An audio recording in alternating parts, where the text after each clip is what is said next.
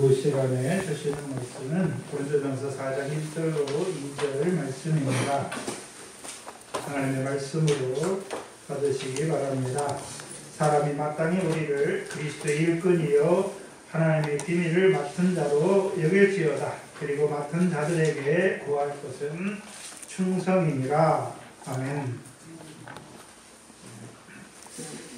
오전에 그리스도는 하나님의 것이다 라고 말씀하실 때 그 하나님은 어떤 하나님입니까? 만유의 하나님인 것을 보여주셨습니다. 에베소서 4장입니다.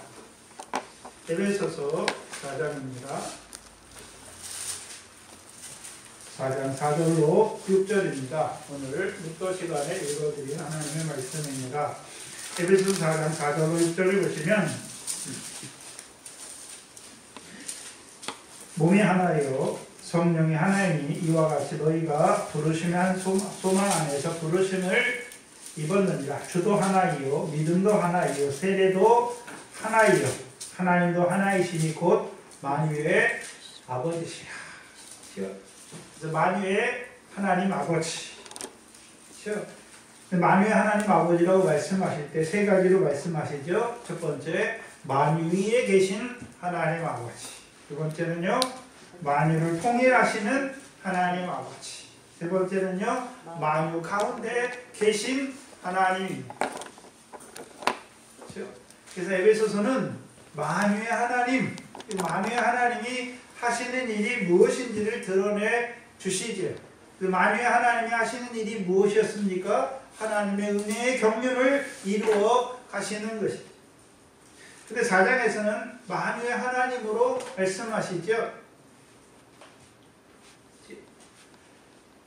그 만유의 하나님이 하시는 일이 무엇입니까?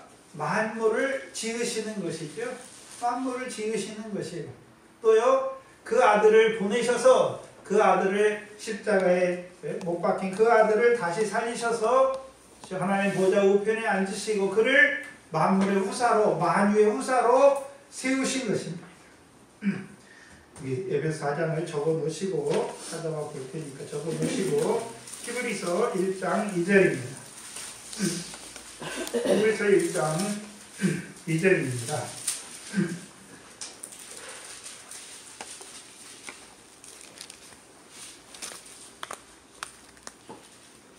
히브리서 1장 2절에 이 모든 날 마지막에 아들을 우리에게 말씀하셨으니 이 아들을 만유의 후사로 세우시오.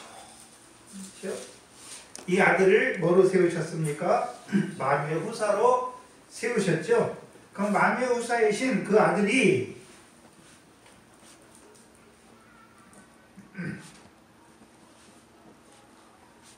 만유의 후사로 세우셨는데, 만유의 후사로 세우셨다는 의미가 무엇입니까? 하나님께서 만물을 저의 발 아래 복종케 하셨다는 것이죠. 고린도전서 15장 27절이죠. 그걸 다른 말로요, 만물의 으뜸이 되신 것이죠.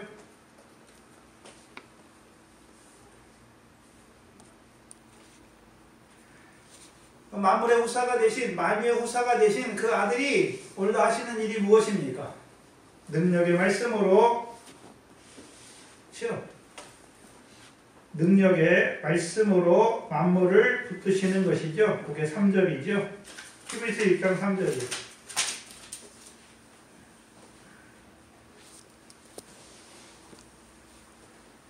여기서 다시 와서 보시면, 그래서 만유의 하나님께서 하시는데 특별히 누구를 통해서 하십니까?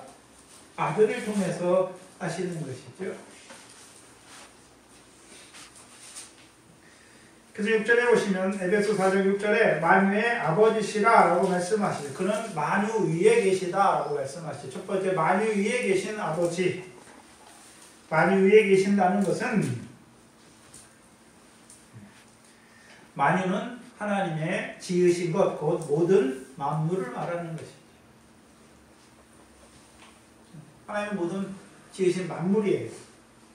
근데 만유라고 할 때는 만물을 지으셨는데 뜻이 있다는 것이죠. 하나님의 뜻 가운데 만유를 지으셨다는 것이죠. 근데 하나님은 그 만물 중에 속해 있는 분이 아니라 만물 위에 계시는 것이죠. 그래서 만물을 하나님의 뜻을 이루시기 위해서 만물을 지으셨다는 것이죠. 그 만유 위에 계신 하나님을 말씀하세요. 두 번째는 만유를 통일하시는 하나님 아버지죠. 만유를 통일하시는 아버지. 만유를 지으실 뿐만 아니라 그 아들을 만유의 후사로 세우시고 만유의 후사로 세우신 그 아들을 통해 만물을 통일하시는 것이죠. 그게 우리가 잘 아는 에베소서 1장 10절이죠. 하늘에 있는 것이나 땅에 있는 것들이 다 그리스도 안에서 통일되게 하시죠. 거기서 그리스도는 누굽니까? 만유의 후사로 세우신 그 아들이 만유의 후사로 세우신 그리스도죠. 만유의 후사로 세우신 아들, 그 아들 안에서 하늘에 있는 것이나 땅에 있는 것이 통일되게 하시는 것이죠. 주기도문의 뜻이 하늘에서 이루어진 것 같이 땅에서도 이루어지게 하시는 것이죠. 그것을 성경은 다른 말로 뭐라고 말씀하십니까? 만유 후사로 세우신 아들을 통해 만유를 회복하시는 하나님. 만유를 회복하시는 거예요.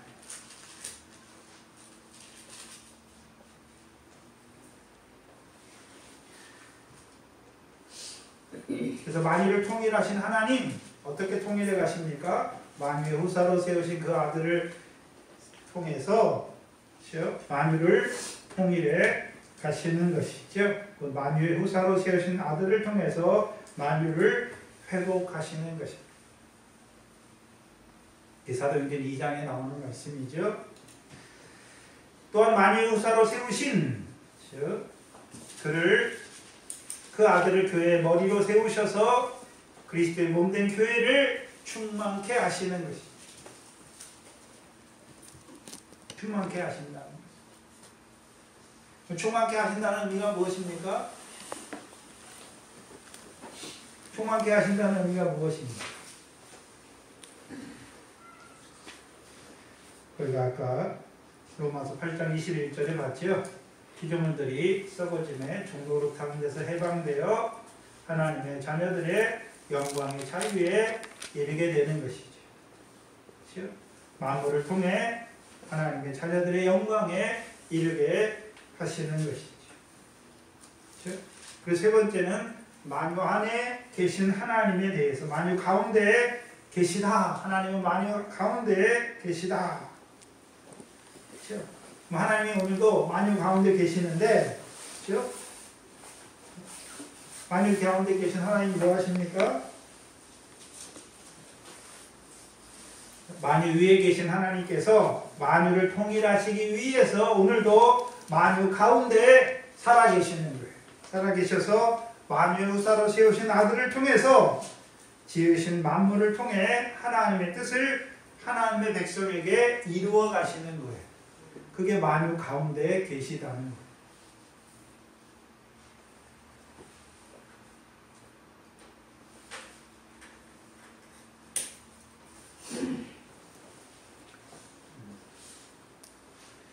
그렇다면 고린도 교회들처럼 만물이 저희 것인데 만물을 저희에게 주셨는데 그 만물을 주신 하나님을 알지 못하니까 저들이 바울을 아볼로를 개발을 자랑하잖아요.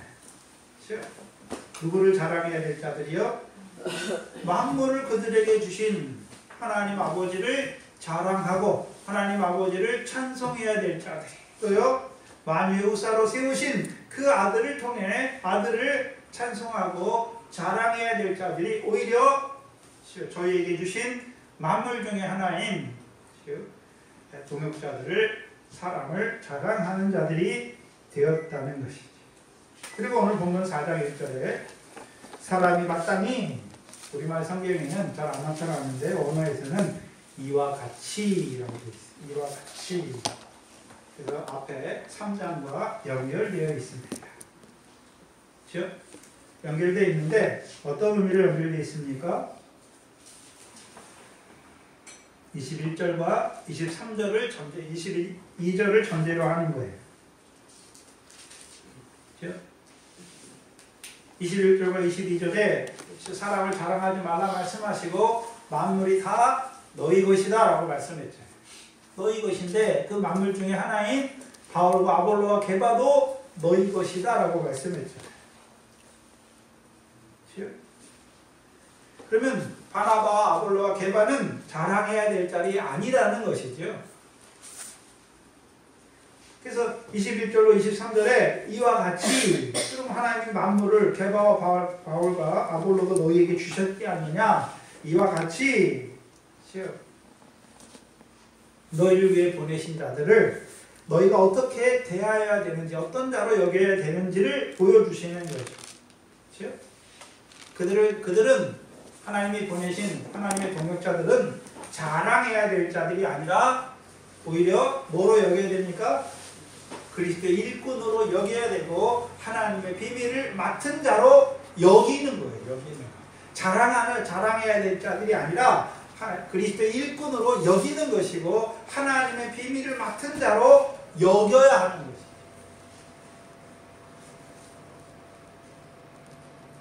그래서 오늘 본문 1절에 바울이 뭐라고 말씀합니까? 너희가, 여기는 고린도 교인들이죠. 이와 같이 고린도 교인 너희들이 우리를 그리스도의 일꾼으로 여겨라 라고 말씀하시는 것이고 하나님의 비밀을 맡은 자로 여겨라 라고 말씀하시는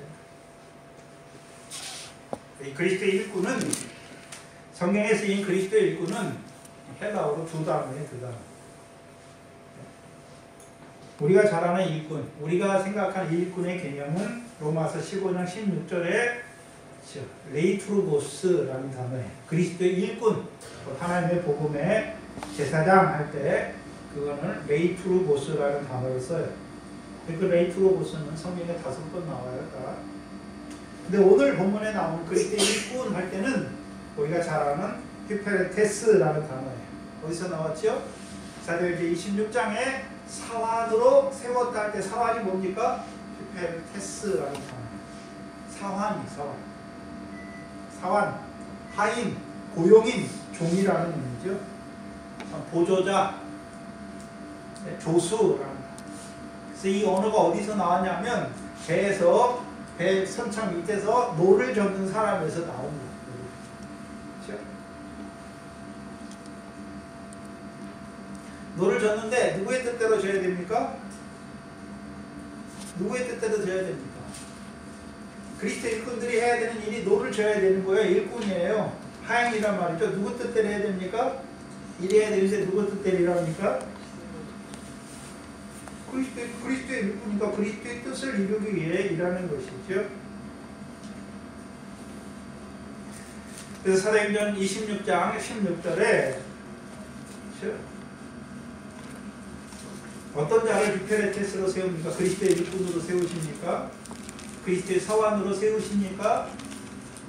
오늘 본문에 일꾼 옆에다가 사환이라고 써놓으시면 되죠.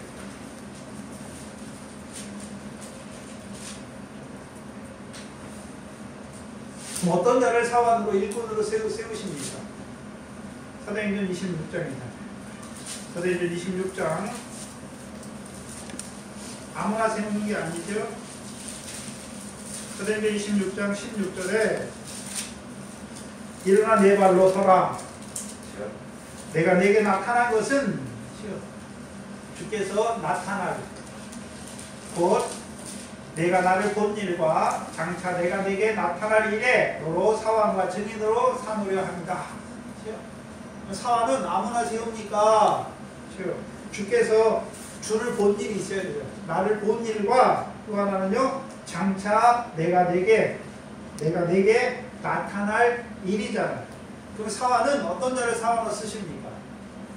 주를 받고 또한 주께서 장차 나타나는 것이죠. 나타날 것이잖아요. 특별히 고린도후서 12장이었죠. 바울에게는 환상과 계시였잖아요. 또 낙원이죠. 셋째 하늘에 대해서 그에게 보여주셨죠. 낙원이잖아요. 낙원. 곧 장차 믿음의 결국 곧 영혼의 구원의 세계를 보여주셨잖아요. 그들을 누구로 세우는 것입니까? 사환으로 세우는 거예요. 그냥 아무나 사환으로 세우는 것이 아니라 주를 본 자. 주를 봤다는 의미는 어떤 의미입니까? 네? 주를 봤다는 의미는 어떤 의미입니까? 베드로가 바울이 갈라디아서 1장 11절 11절 계시잖아요. 계시. 사람에게 받은 것도 아니요 배운 것도 아니요 그리스도의 계시 예수 그리스도의 복음으로 된 것입니다.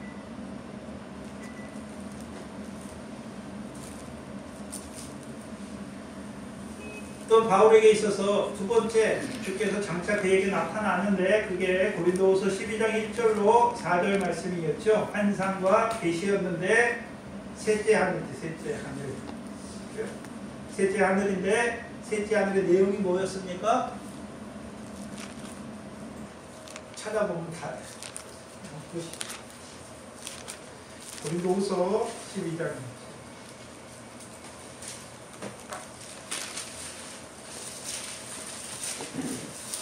고린도서 12장에 무익하나봐 내가 부득불 자랑하노니 주의 환상과 계시를 말하리라. 이 환상과 계시는 담의 책에서 본 게 아니잖아요. 담의 책에서 본 게 아니에요. 그 다음에 주께서 장차 바울에게 나타나서 그에게 환상과 계시를 보여주신 것이죠. 2절에 내가 그리스도 안에 있는 한 사람을 아노니 14년 전에 그가 셋째 하늘에 이끌려간 자라 라고 말씀하시죠. 고린도후서를 쓸 때 14년 전이죠. 셋째 하늘에 이끌려갔잖아요. 셋째 하늘에 있는 것은 첫째 하늘, 둘째 하늘이 있으니까 셋째 하늘에 있는 것이죠.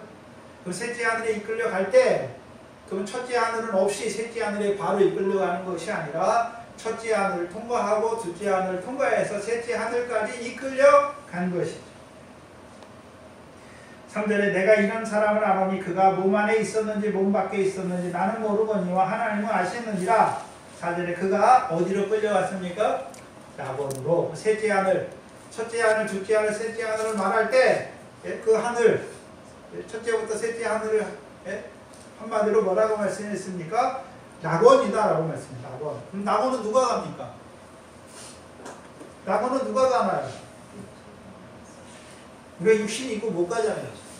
죽은 자들이 가는 거죠. 그렇죠? 그래서 가장 첫째 하늘에 누가 있습니까? 우편강도와 같은 자들이 있잖아요. 우편강도와 같은 자들이. 그렇죠? 내가 오늘 나와 함께 낙원에 있으리라. 그렇죠? 낙원에 있는 자가 됐죠. 첫째 하늘이. 둘째 하늘은 셋째 하늘은 누가 올라가는 것입니까? 낙원은 베드로전서 1장에서 믿음의 결국 곧 영혼의 구원이잖아요. 우리 믿음의 결국 우리가 믿음으로 살다가 믿음으로 죽어요. 그러면 어디 갑니까? 낙원에 가잖아요. 근데 믿음이 다 똑같습니까? 믿음이 다릅니까? 다르잖아요. 그렇죠?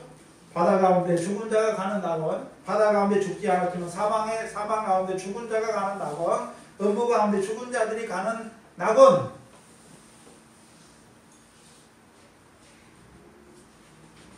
믿음의 결국을 말하잖아요. 그러면 어떤 자를 사환으로 세웁니까? 예수 그리스도를 봤을 뿐만 아니라 믿음의 결국 곧 영혼의 구원의 세계, 낙원의 세계를 본 자들에게 본 자들을 하나님이 뭐로 세우십니까? 사환으로 세우시는 것이죠. 그럼 사환을 세우시는데 왜 세우십니까? 일하라고 세우시죠. 1분의 1이 그리스도의 1분의 1이 무엇입니까? 사도행전 26장 18절이었죠. 사도행전 26장 18절 이하 1절. 그들의 눈을 뜨게 하여 어둠에서 빛으로, 그렇죠? 사단의 권세에서 하나님께 돌아오게. 세 번째는요, 죄사함과 나를 믿어 거룩하게 된 무리로 하여금 기업을 얻게 하는 그 일을 하는 것이죠. 그 사환이 하는 일이에요. 그럼 그들은 사환은 주께서 주를 봤잖아요. 그 복음의 계시를 받았단 말이죠. 계시를 하는 일이 뭡니까? 눈을 뜨게 하여 어둠에서 빛으로 하게 하죠. 여기 빛은 어떤 빛입니까? 고린도후서 4장 4절로 6절 말씀에 예수 그리스도 얼굴에 있는 하나님의 영광을 아는 빛을 비춰주는 것이죠. 하나님의 영광을 아는 빛이에요. 예? 그럼 하나님의 영광을 보면 이제 사단의 권세, 사단이 주는 천하만국의 영광이 아니라 예수 그리스도 얼굴에 있는 하나님의 영광을 아는 빛이잖아요. 그럼 하나님의 영광, 하나님의 영광은 그냥 하나님의 영광스러운 것이 아니라 우리를 위해 예비하신 상과 영광을 바라보는 자가 되는 것이죠. 그게 사단의 권세에서 하나님께로 돌아오는 것이죠.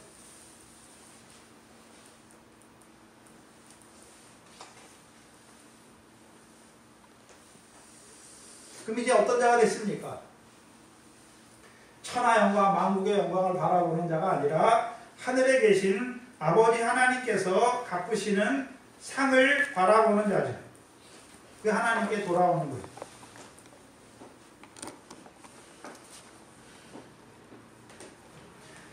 그 하나님께 돌아온 자들, 그들에게 기업을 얻게 하는 것이.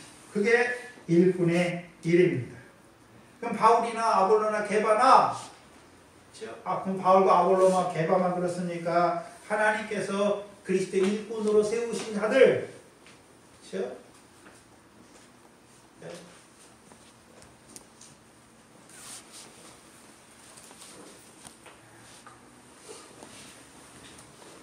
성도를 위한 그리스도의 일꾼으로 세우신 자. 그들의 일을 통해서 성도들이요, 어둠에서 빛으로 돌아오는 것이고 사단의 권세에서 하나님께로 돌아오는 것이고 이제 기업을 얻는 자, 얻는 자가 되게 되는 것입니다. 두 번째는 그리스도의 비밀을, 하나님의 비밀을 맡은 자로 여겨라 라고 말씀하십니다. 이 비밀은 미스테리움이죠. 미스테리움. 고린도전서 2장 7절에 오직 비밀한 가운데 있는 하나님의 지혜를 말한다. 비밀이잖아요. 그럼 그리스도 일꾼이면서 또한 하나님의 비밀을 맡은 자예요. 하나님의 비밀을 맡은 자죠.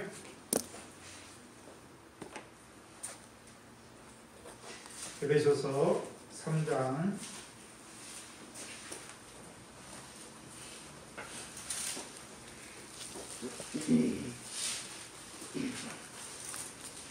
3절로 5절입니다.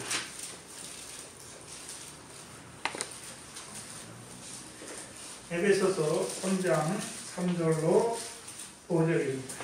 곧 계시로 내게 비밀을 알게 하신 것은 내가 이미 대강 기록한 것 같으니 이것을 읽으면 그리스도의 비밀을 내가 깨달은 것을 너희가 알 수 있으리라. 이제 그의 거룩한 사도들과 선지자들에게 성령으로 나타내신 것 같이 다른 세대에서는 사람들의 아들들에게 알게 하지 아니하셨다. 뭘 알게 하지 아니하셨습니까? 9절이죠.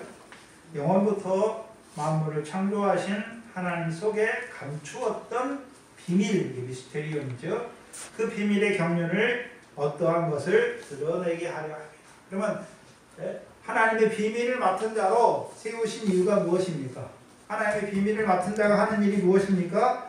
영원부터 만물을 창조하신 하나님 속에 감추어 있는 비밀의 경륜이 어떠한 것을 하나님의 백성에게 드러내는 자.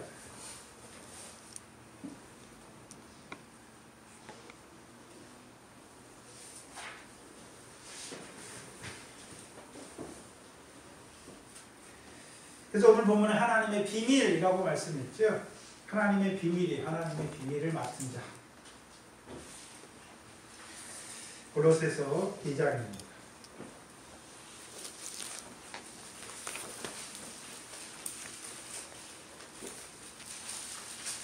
2장 1절로 3절입니다.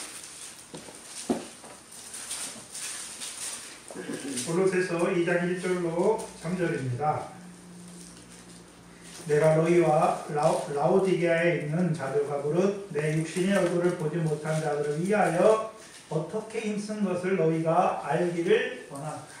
어떻게 있었습니까? 편지하는 것이죠. 그리스도의 말씀으로 가르치는 것이죠. 이는 이렇게 하는 것은 저희로 마음의 위안을 갖고 사랑 안에서 연합하여 원만한 이해의 부요에 이르러 하나님의 비밀은 그리스도를 깨닫게 하려 합니다. 하나님의 비밀을 맡은 자가 해야 되는 것이 무엇입니까? 그리스도를 깨닫게 하는 것이죠. 그리스도를 깨닫게 하는 거예요. 하나님의 비밀은 누굽니까? 그리스도잖아요. 그래서 하나님의 비밀은 그리스도, 하나님의 비밀은 그리스도라고 말할 때 오늘 보면 2절에 보시면 좀 언어에서 좀 빠진 것들이 많아요. 해석상에 매끄럽지 못하게 해석이 되는데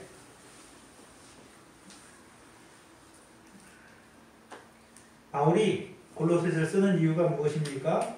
저들로 하여금 마음의 위안을 받고 사랑 안에서 연합하는 하나가 되게 하는 거죠. 하나가 되어 뒤에 원만한 이해의 부요에 이르러 하나님의 비밀인 그리스도를 깨닫게 한다. 말을 어렵게 써놨죠. 세번역에서는 어떻게 써나? 세번역이 좀 더 이해하기 쉬운데 깨달은 데서 생기는 충만한 확신의 모든 풍요에 이르게 하시. 이것도 어렵죠. 그래서 골로새를 쓰는 이유가 무엇입니까? 깨닫게 하는 거예요. 깨닫게. 그래서 깨달음에서 오는 넘치는 확신, 그렇죠? 풍성한 확신, 그렇죠? 네? 그래서 확신이 풍성하게 되게 하는 거죠. 그 이르게 하는 거예요.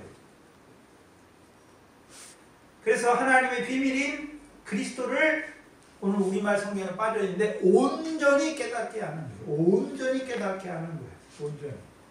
그걸 에베소서 4장에서 뭐라고 했습니까? 그리스도의 장성한 분량이까지 이르게 하는 것이죠. 어떻게 하셨습니까? 예수를 믿는 것과 아는 것에 하나가 되게 하여 온전하게 되어 그리스도의 충만한 분량에 이르게 하는 거죠. 그게 그리스도의 비밀을 맡은 자들이 하는 일이에요. 그리스도의 비밀을 맡은 자들이 하는 일이 무엇입니까? 네? 예수 안에 있는 진리를 듣게 하고 예수 안에 있는 진리를 가르쳐서 저들로 하여금 그 깨달음에서 오는 충만한 확신의 모든 풍요에 이르게 하는 것이죠. 그래서 풍요의 확신에 이른다는 것은 하나님의 비밀인 그리스도를 온전히 깨닫는 거예요. 그리스도를 온전히 깨닫는 거예요. 다른 말 그리스도를 온전히 아는 자로 세우는 거예요. 거기서 알다라는 단어는 동침하는 것이죠. 그리스도와 온전히 하나 되게 하는 것이죠. 근데 그럼 그리스도 안에서 그리스도를 온전히 안다라는 의미는 어떤 의미입니까? 3절이죠. 그리스도 안에는 뭐가 충만합니까? 뭐가 감춰져 있습니까? 지혜와 지식의 모든 보화가 감추어져 있는 거죠. 그렇죠? 여기서 보화는 우리 성경의 보물, 보화 이게 다 데사우로스라는 단어예요. 우리가 로마서 마태복음 6장에 너희 보물을 하늘에 쌓으라 할 때 그 보물이에요. 보화, 보물 다 똑같은 단어예요. 네? 보석만 달라요. 보석은 보하고 석이 두 단어가 연결된 단어죠. 같이 있는 돌이라는 뜻이고 여기 보물은 다 보화, 보물 하늘에 쌓는 거죠. 너희의 보물을 하늘에 쌓으라 라는 뜻. 그게 다 보화예요.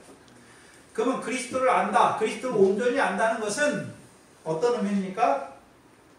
지혜와 지식의 모든 보화. 그렇죠? 이제 보화가 감춰져 있으니까 드러납니까? 드러나게 되는 거잖아요. 전에는 그리스도를 밝히 온전히 알지 못할 때는 그리스도 안에 감추인 지혜와 지식의 모든 보화가 감춰져 있었잖아요. 근데 내가 알아가면 알아갈수록 그리스도 안에 있는 지혜와 지식의 모든 보화가 그리스도를 알미 자라가면 자라갈수록 더 많이 드러나는 거죠. 더 많이 드러나는 거예요.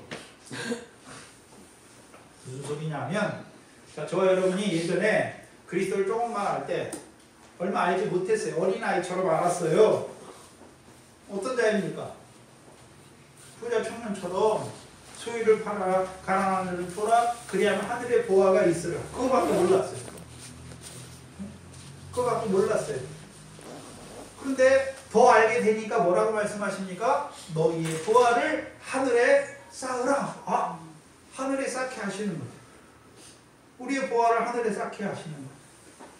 그렇죠? 하늘에 쌓는 게 뭡니까? 기도, 구제, 금식, 하늘에 쌓는 거잖아요. 보화를 쌓는 거예요. 우리가 더 이제 그리스도에 대해서 더 알게 되면, 그거보다 더 알게 되면요, 이제 보화만 하늘에 쌓는 것입니까? 알곡이 되면 알곡도 창고에 쌓는 것입니다. 알곡도 창고에 쌓는 거죠. 그렇죠?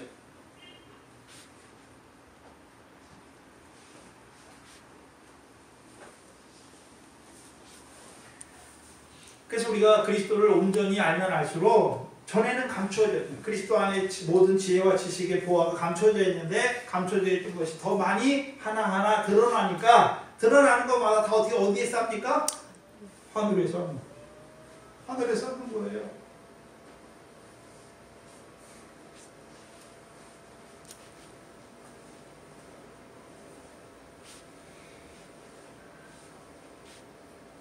근데 고린도전서에서는 지혜와 지식이라고 말할 때, 그 지혜가 무엇이었습니까? 고린도전서 1장 4절에 그리스도 예수 안에 있는 자들에게 하나님이 주시는 모든 은혜인데 그 모든 은혜가 두 가지잖아요.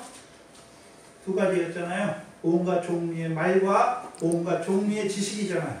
온갖 종류의 말인데 온갖 종류의 말이 골로새서 3장 16절 17절에서 뭐였습니까? 그리스도의 말씀으로 우리 안에 풍성히 거하게 하셨는데 거하게 하신 목적이 무엇입니까? 모든 지혜로 가르치고 권면하게 하십니다. 모든 지혜로 가르치며 권면하게 하시는 거죠.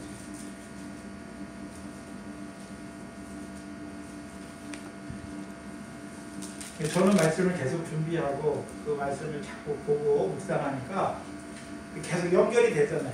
저는 말씀을 할 때마다 제가 증거를 할 때마다 그 본문을 다시 하면서 할 때마다 어떻게 있습니까?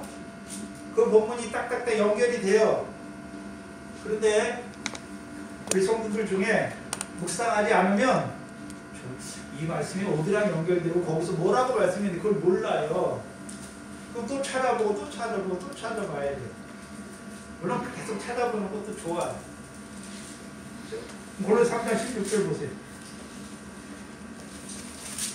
근데 이제 좀 오후 예배 참석하시는 분들은 그 본문이 나가면 그 본문을 계속해서 묵상하고 될 수 있으면 자기 것으로 외워야죠. 외워서 자기 것으로 그게 딱 연결이 돼 있으면, 그렇죠? 제가 고린도전서 1장 4절을 말할 때 하나님이 그리스도에서 은혜를 주셨다. 그 은혜의 내용이 무엇입니까? 온갖 종류의 말인데 그 온갖 종류의 말이 골로새서 3장 16절에 그리스도의 말씀이 우리 안에 풍성하게 하시는 거죠. 그리스도의 말씀을 풍성하게 하시는 이유가 무엇입니까? 모든 지혜로 피차 가르치며 권면하게 하시는 거예요. 한마디로 뭡니까? 지혜죠, 지혜. 모든 지혜로 가르치며 권면하게 하시려고. 그러면 그리스도를 온전히 안다는 것은 이제 그리스도 안에 있는 지혜와 지식의 모든 보화잖아요. 근데 지식의 보화잖아요. 지식의 보화, 지혜의 보화, 지식의 보화가 따로 있잖아요. 그럼 지혜의 보화가 무엇입니까? 모든 지혜로 가르치는 거예요. 권면하는 거잖아요. 그럼 가르친다는 의미는 어떤 의미입니까? 모든 지혜로 가르친다. 지혜, 그게 지혜의 보화잖아요. 그게 보화가 드러나는 거예요. 자, 부자 청년이 있죠. 부자 청년이 예수님께 나왔어요.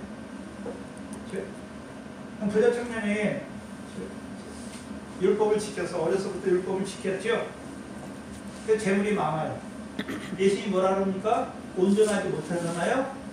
더 온전하고자 할 텐데 내 소유를 팔아 가난한 자를 주라. 그리하면 어디에서요? 하늘에서 보화가 내게 있을 것이다. 예수님이 하는 일이 뭡니까? 예수님에 대해서 알게 하는 거잖아요. 말씀을 통해서 예수님을 통해 예수님을 알게 하시는 거죠. 알면 이 사람이 바로 알았다면, 예수님에 대해 알았다면 소유를 팔므로 어디에요? 하늘에 보화가 드러나는 거죠. 그전에는 보화가 없는, 보화가 뭔지도 모르고 살았어요. 보화가 뭔지도 모르고 살았어요. 근데 예수님의 지혜의 말씀을 듣다 보니까 어떻게 됐습니까? 하늘에 보화가 있는 그 삶이 뭔지를 알게 됐단 말이죠. 옆에 보면 18장을 보세요.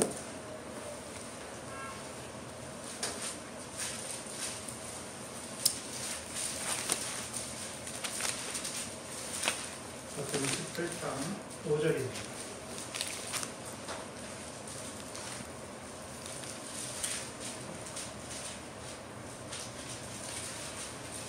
마태복음 18장 5절입니다.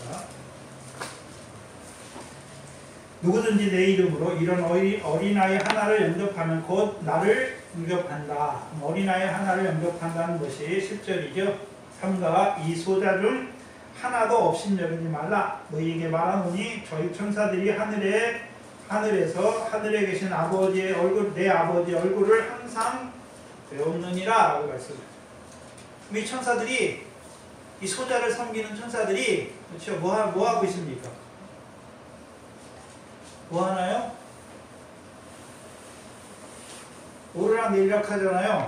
오르락 내리락 하는데 뭘 가지고 오르락 하나요? 보화잖아요, 보화. 너희 보화를 하늘에 쌓으러 갈 때, 그럼 자기들이 보화를 하늘에 내가 쌓습니까? 내가 기도하면 그 기도를 천사가 갖고 가잖아요, 하나님 앞에. 그래서 하늘에 뭐로 쌓이는 것입니까? 보화로 쌓이는 거잖아요. 그렇죠? 그러면 지혜로, 그리스도 안에 있는 지혜의 보화잖아요. 그럼 지혜로 가르치잖아요. 지혜로 가르친다는 게 뭡니까? 어린아이 하나를 영접하는 거예요. 주의 이름으로 어린아이 하나를 영접하는 게 뭡니까? 지혜의 보화예요. 그리스도 안에 있는 지혜의 보화예요.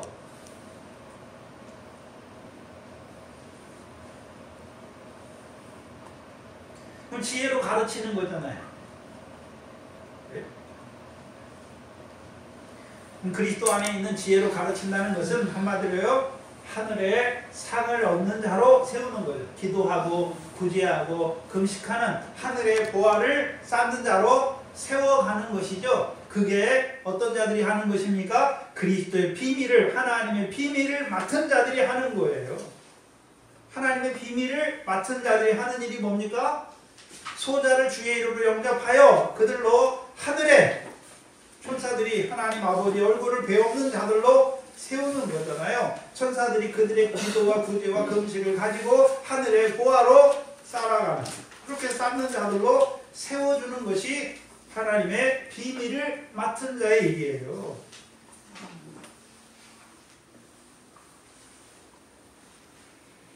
물론 우리 개인적으로 너희 보화를 하늘에 쌓으라. 그건 어린아이들이잖아요. 근데 여기서는 지금 하나님의 비밀을 맡은 자들, 그렇죠? 하나님의 비밀을 맡은 자들 있잖아요. 그럼 하나님의 비밀을 누구에게 주셨습니까? 누구에게 맡겨주셨습니까? 그리스도를 온전히 아는 자들에게. 그리스도를 온전히 아는 자들에게. 그럼 그리스도를 온전히 안다는 의미가 무엇입니까? 그리스도 안에 있는 지혜와 지식의 모든 보화가 감추인 것을 봤단 말이죠. 자기 보화를 쌓는 게 아니에요. 지금 자기 보화를 쌓는 게 아니죠. 지혜의 말씀으로 가르쳐서 소자와 같은 자들로 하늘에 보화가 있는 자로, 보화를 쌓는 자로 세우는 그 일이 하나님의 비밀을 맡은 자의 일이란 말이에요.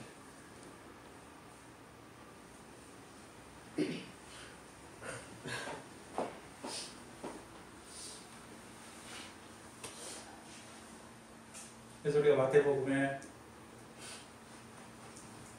세 번째 비유, 큰 세 번째 비유가 보화가 감추인 밭을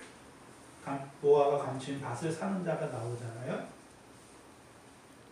그 보화가 감추인 밭을 산다는 것은 너희 보화를 하늘에 쌓으라는 개념과는 전혀 다른 거예요.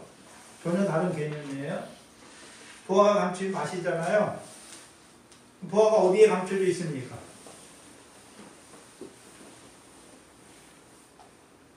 보화가 어디에 감춰져 있나요? 밭에 감춰져 있다며, 밭에. 물론 보화가 감추인 밭을 샀다는 것은 이제 터 위에 금이나 은이나 보석으로 세우는 것도 말씀하시는 거예요.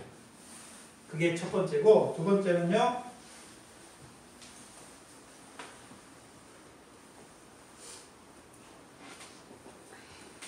보화가 감추인 밭으로 살아가는 자들.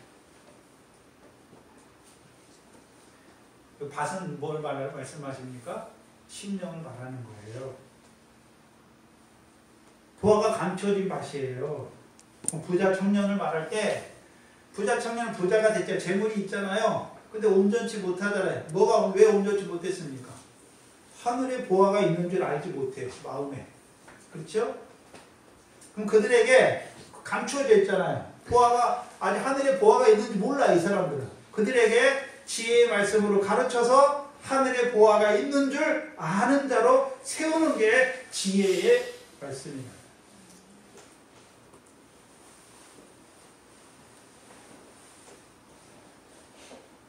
예수님만 하는 것이 아니라 우리도 율법 아래 세상 복만 바라보고 사는 자들에게 소유를 팔아 가난한 자를 주는 것이 하늘의 보화가 내게 있게 하는 그 일을. 그럼 그 사람은 전에, 그렇죠?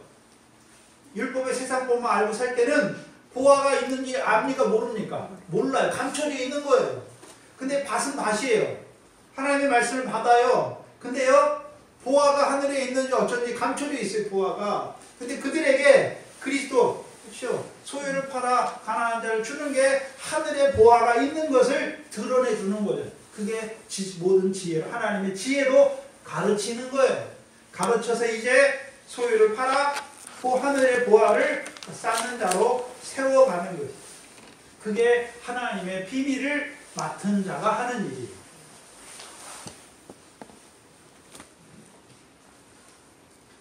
일반적으로 대부분의 성도들은 어떻습니까? 보화를 하늘에 쌓는 것이죠. 보화를 하늘에 쌓는 것이고, 거기서 자라가면요, 금이나 은이나 보석으로 터 위에 세워가는 거예요. 근데 하나님의 비밀을 맡은 자들이 하는 일이 무엇입니까? 그리스도를 온전히 깨달았잖아요. 그래서 그리스도 안에 감춰진 지혜와 지식의 모든 보화, 감춰져 있으니까 이제 드러내주는 것입니까? 드러내주는 거예요. 누구에게요? 보화가 감추어진 자들. 밭은 밭인데 보화가 있는지 없는지 모르는 자들이. 보화가, 하늘에 보화가 있는 것을 가르치는 것이죠. 그게 지혜로 가르치는 거예요. 그게 하나님의 비밀을 맡은 자들의 일입니다. 더 나아가서는요, 미래 결실에서 그 결실들이 창고에 쌓도록, 보리의 결실에서 보리의 결실이 창고에 쌓도록, 그게 하나님의 비밀을 맡은 자의 일이에요. 그럼 하나님께서 오늘도 성도들로 하여금 계속해서 말씀으로 자라게 하시는 이유가 무엇입니까? 그리스도를 온전히 아는 자가 되게 하여서, 우리 모두도 어떤 자로요? 그리스도 안에 감추인 지혜와 지식의 모든 보화를 캐내는 자들로 살게 하시고.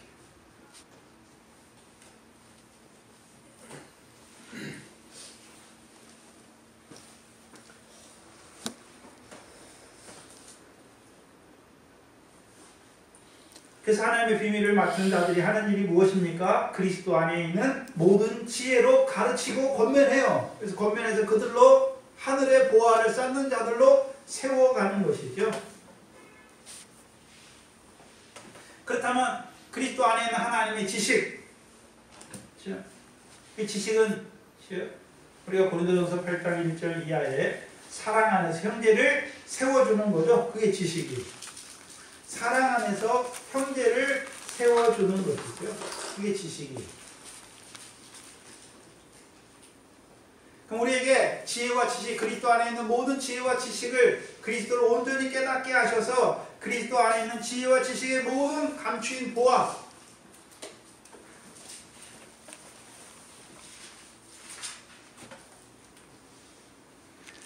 보화가 감추인 것을 발견하게 하시잖아요. 발견하게만 하십니까? 그들로 하여금 이제 보화가 없는 자들로 보화가 하늘에 있는 것을 드러내주는 자가 되게 하시죠. 그게 지혜와 지식으로 가르치는 거예요. 가르치며 권면하는 것이죠. 자,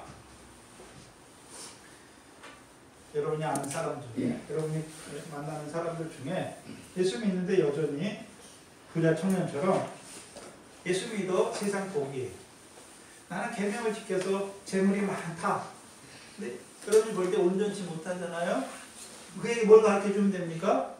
내 소유를 팔아 가난한 자를 주라. 그래야만 어디에 보화가 있다고요? 하늘에 보화가 있는 것을 가르쳐 주는 거예요. 그게 하나님의 비밀을 맡은 자예요. 비밀을 맡은 자.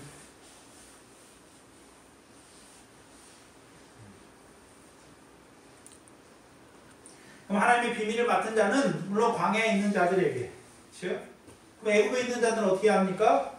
예수 그리스도의 얼굴에 있는 하나님의 영광의 아는 빛을 비춰주면 되는 거죠.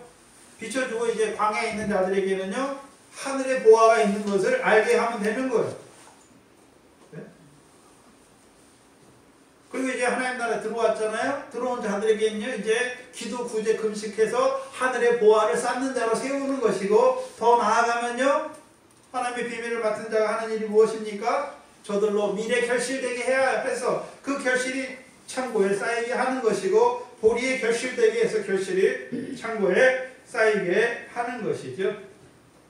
더 자라가서 곡식단 되게 하는 것이죠. 열매를 맺게 하시는 것이죠. 그게 하나님의 비밀을 맡은 자들이 지혜로 가르치는 것이죠. 지식은 무엇입니까? 사랑 안에서 형제를 유익을 세워주는, 그게 지식이에요. 근데 오늘 본문에 보시면 하나님의 비밀을 맡았다 할 때, 맡은 자라고 말할 때, 이게 우리가 잘 아는 청직이에요. 청직. 오이코노모스인데요. 청직이다. 신약에 약 10회 쓰였는데 누가복음에 5회 쓰였고, 바울서신에 4회가 쓰였고, 베드로 전서에 1회가 쓰였어요. 그래서 우리가 잘 아는 청지기라고 할 때 마태복음 24장과 누가복음 12장 42절로 43절에 지혜 있고 진실한 청지기가 되어 주인에게 그 집 종들을 맡아 때를 따라 양식을 나눠줄 자가 누구냐? 하나님의 비밀을 맡은 자들이 해야 되는 일이 무엇입니까? 양식을 나눠주는 거예요. 때를 따라 집 주인들에게 그 집 사람들, 그 집 종들을 맡아 때를 따라 양식을 나눠주는 거죠. 그럼 양식이 뭡니까? 모든 지혜와 지식으로 가르치는 것이죠.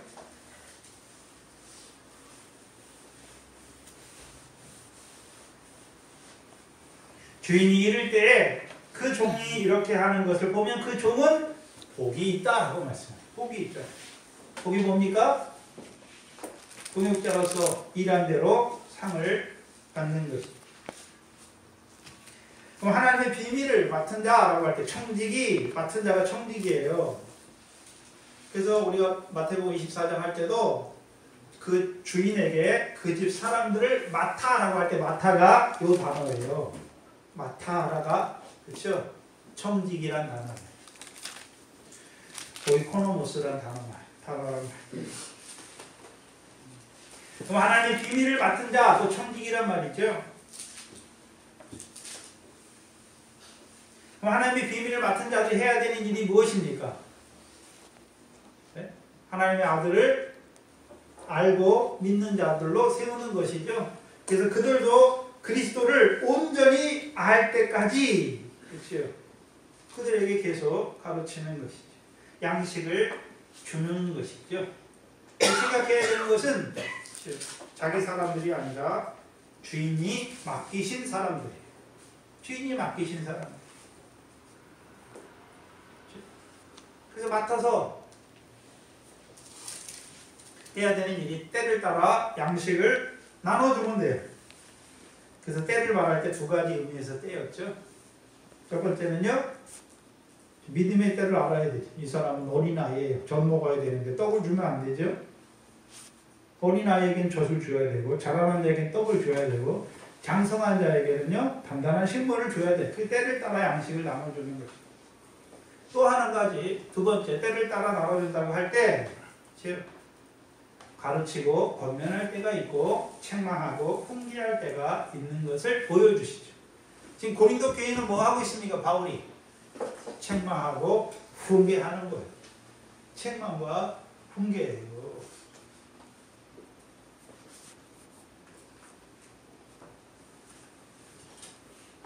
그러면 바울이나 아볼로나 게바는 자랑할 자들이 아니라 그리스도의 일꾼이요 하나님의 비밀을 맡은 청지기로 여겨라 라고 말씀하는 거예요.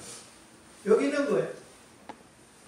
그래서 하나님이 너희를 섬기라고 보내신 종들이죠. 왜요? 그리스도의 일을 이루기 위해서 하나님의 비밀을 맡은 청지기로서 그들에게 하나님의 아들을 증거하여 하나님의 비밀인 그리스도를 증거하여 그리스도를 온전히 아는 자들로 세우는 그 일에 청지기로 세움받은 자들이란 말이에요. 그럼 4장 1절과 2절은 3장에 이어서 3장 마지막 부분에 이어서 그렇죠? 우리는 자랑해 하나님의 종들 사역자들은 자랑해야 될 자들이 아니라 그리스도의 일꾼으로 여겨야 되고 하나님의 비밀을 맡은 청지기로 여겨야 하는 것이죠. 청지기는 자기 게 하나도 없어요. 집도 자기 게 아니고요. 사람들도 자기 게 아니고요. 양식도요. 자기 겁니까? 주신 겁니까? 다 주신 거 가지고 하는 거예요. 그러니까 청지기를 자랑할 필요가 없는 거예요. 다 누가 주셨습니까? 집주인이 청지기에게 자기 것을 다 주어서 그 집 사람들을 때를 따라 양식을 먹여줬습니까? 누구를 자랑해야 되냐? 집주인을 자랑해야 돼요. 그렇죠? 그럼 이 사람들은 청지기로 여겨야 되는 것이죠. 주인의 뜻을 따라 일하는 자로 여겨야 하는 것이란 말이에요. 그리고 2절에 그리고 같은 자들에게 일할 것은 충성이다.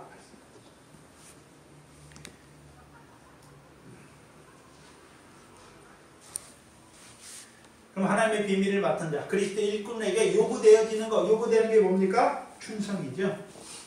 하나님의 비밀을 그리스도의 일꾼이요 하나님의 비밀을 맡은 청지기들에게 요구되어지는 거. 그래서 원어에 수동태로 되어 있어요. 요구되어지는 거. 요구되는 게 무엇입니까? 충성이다라고 말씀했죠. 그래서 성경에 나오는 충성은 다 로얄티가 아니라 faithful이 있어요. faithful. 신실함.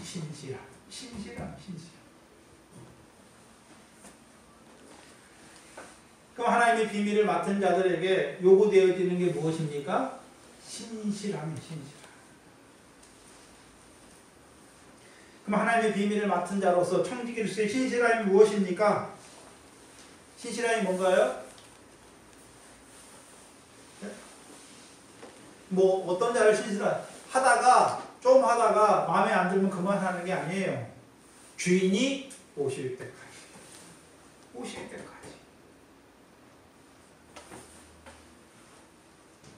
하나님의 비밀을 맡기신 그 주인이 올 때까지 계속해서 청지기의 일을 하나님의 비밀을 맡은 자로서의 일을 성실히 해나가는 거예요. 그게 신실한 거예요.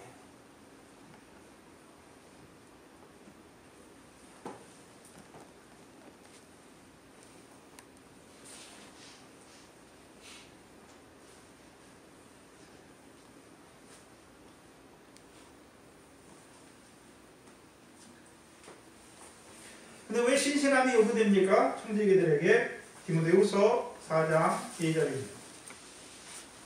디모데후서 4장 2절입니다.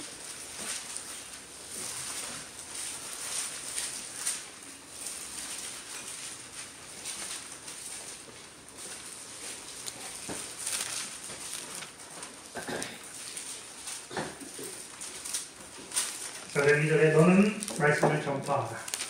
때를 얻든지 못 얻든지 항상 힘쓰라. 그렇죠? 때를 못 얻는 선지자들도 있어요. 그렇죠? 에레미야, 이사야 그렇게 외쳤지만 그렇죠? 오히려 이사야가 그 백성들의 눈을 감기고 귀를 닫게 하는 선지자가 되어버리죠. 에레미야가 그렇게 외쳤지만 오히려 듣지 않잖아요. 그래도 항상 힘써야 되는 거예요. 그렇죠? 항상 힘써야 되는 거예요.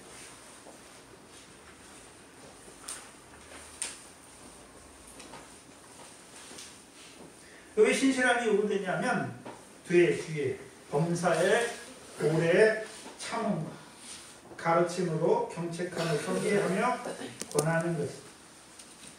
그래서 하나님의 비밀을 맡은 청지기들의 가장 요구되는 게 뭡니까? 오래 참는 거예요. 오래 참는 거예요. 오래 참는.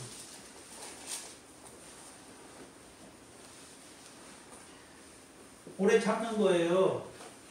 그렇죠?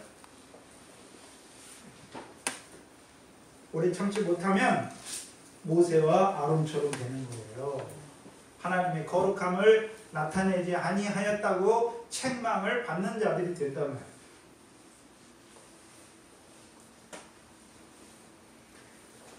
하나님의 비밀을 증거해주면, 때를 따라 양식을 나눠주면 다 받을 것 같아요. 다 받아서 다 잘할 것 같은데 돌아보면요,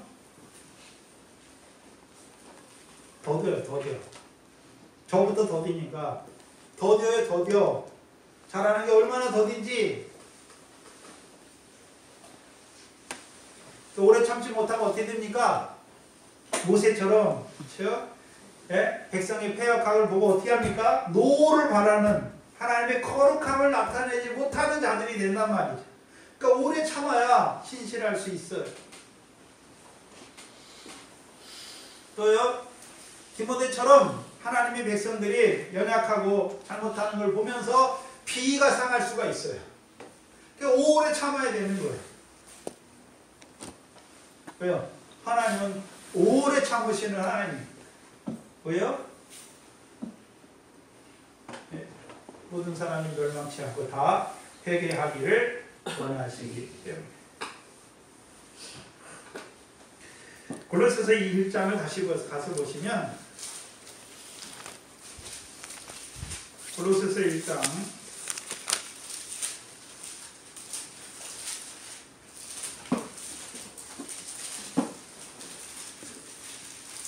24절로 29절에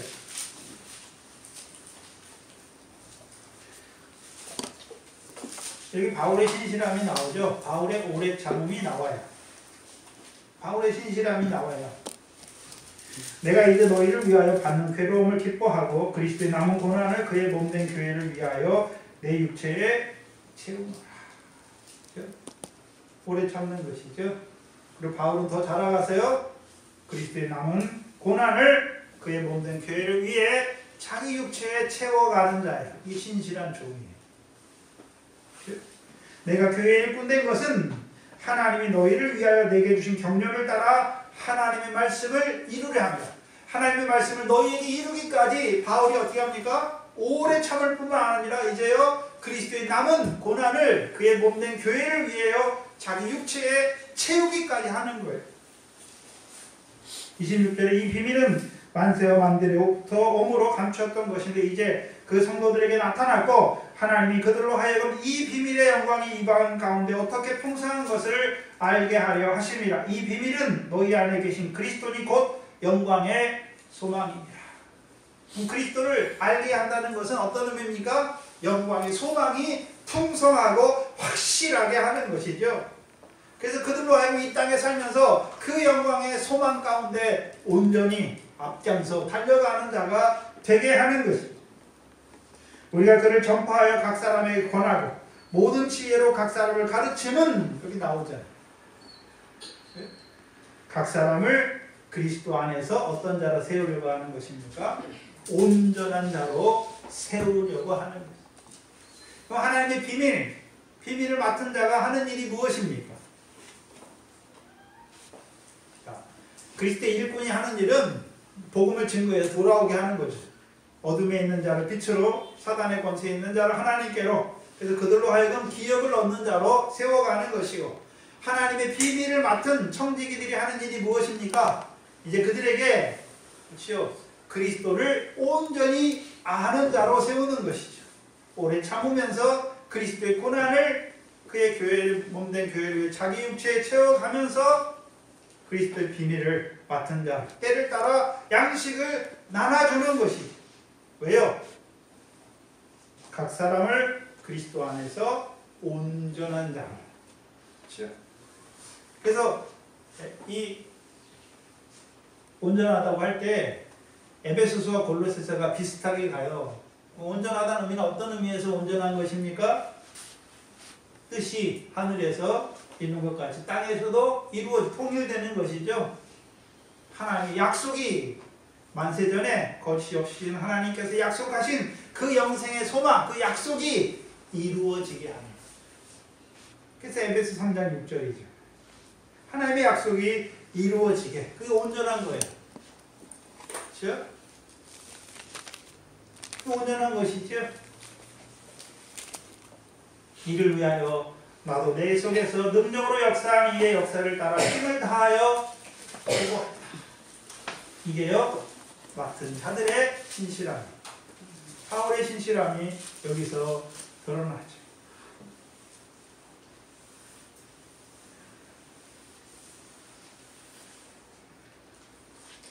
근데 목회자들이 원하는 게 무엇이겠습니까? 바울만 이것을 원하는 것이 아니라 저도 바울과 같이 성도들, 그리스도 안에서 온전한 자가 되기를, 전능하신 하나님 앞에 행하여 온전한 자가 되기를 원하는 것이죠. 온전한 자가 될 때까지, 그렇죠? 하나님께서 세우셔서 때를 따라 양식을 나눠주게 하십니다. 기도하겠습니다.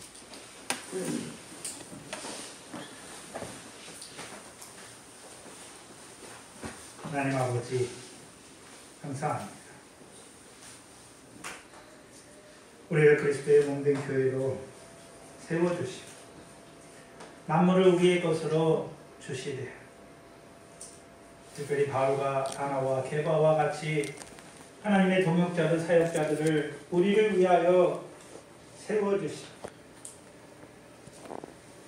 이제는 고린도 교회와 같이 그 동역자들을 자랑하는 자들이 아니라 그 동역자들을 주신 하나님을 자랑하는 자, 만유의 하나님을 자랑하는 자로 높이는 자, 찬송하는 자, 만유의 후사로 세우신 그 아들을 자랑하고 찬송하고 높이는 자로 세우시되, 오늘 우리에게 이 말씀을 주셨고, 이제 그리스도의 일꾼들, 그 하나님의 비밀을 맡은 자들을 자랑해야 될 자들이라. 그리스도의 일꾼이요 하나님의 비밀을 맡은 자로 여기게 하시니 감사합니다. 늘 우리가 하나님 앞에 서서 교육자와 또한 말씀을 받는 성도로 우리를 세워주셔서 우리의 관계가 하나님 앞에서 바른 관계가 되게 하시니,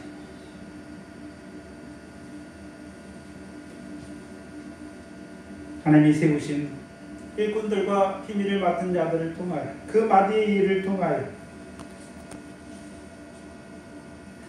그리스도의 충만으로 공급받게 하셔서 하나님의 성도들도 그리스도 안에서 온전한 자로 세워지는 이 교회가 되게 하여 주시옵소서. 그리하여 이 교회가 그 하나님의 약속에 참여하는 자들로 생육하고 번성하는 하나님의 교회가 되게 하여 주시옵소서. 감사합니다. 예수님의 이름으로 기도하옵나이다. 아멘.